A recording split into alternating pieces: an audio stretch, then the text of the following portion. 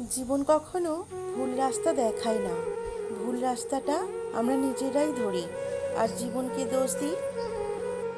কে কি ভাববে, কে কি বলবে, এসব চিন্তা ছেড়ে নিজের যেটা ভালো লাগে শুধুমাত্র সেটাকেই প্রাধান্য দিন।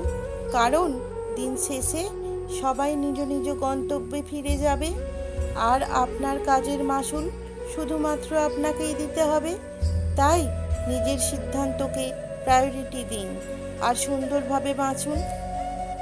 মানুষ যখন বিপদে পড়ে তখন বুঝতে পারে পৃথিবীটা কত কঠিন আর আপনজনেরা কত নিষ্ঠুর।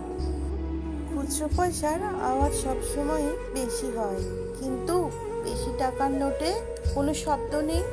তাই সকলকে নিজের মূল্য বোঝাতে সবসময় চুপ থাকবে। বুদ্ধিমানেরা কখনো অহংকার করে না, কারণ তারা জানে অহংকার পতনের লক্ষণ। যদি নিজেকে পাল্টাতে চাও, সেটা নিজের মনের মতো হয়ে ওঠার জন্য করো। অন্যের মনের মতো হবার জন্য নিজেকে বদলে ফেলো না। নিজের দোষ ত্রুটি সংশোধন করা প্রয়োজন। ভুল করলে তা শুধরে নেওয়া জরুরি, কিন্তু অন্যের কাছে গ্রহণযোগ্য হবার জন্য নিজের পরিবর্তন করা ঠিক নয়। কারণ যে তোমাকে চাইবে সে তোমাকে তোমার মতো করেই গ্রহণ করবে।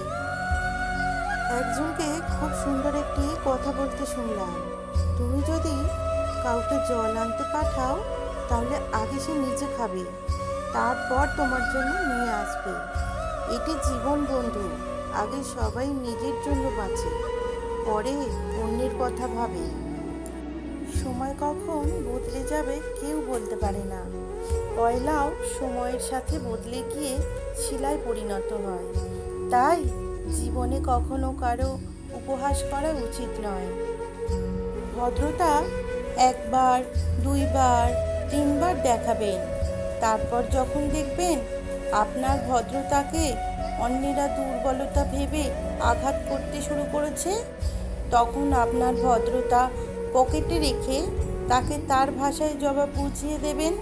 দেখবেন সে খুব ভালো সুন্দরভাবে সব বুঝে গেছে।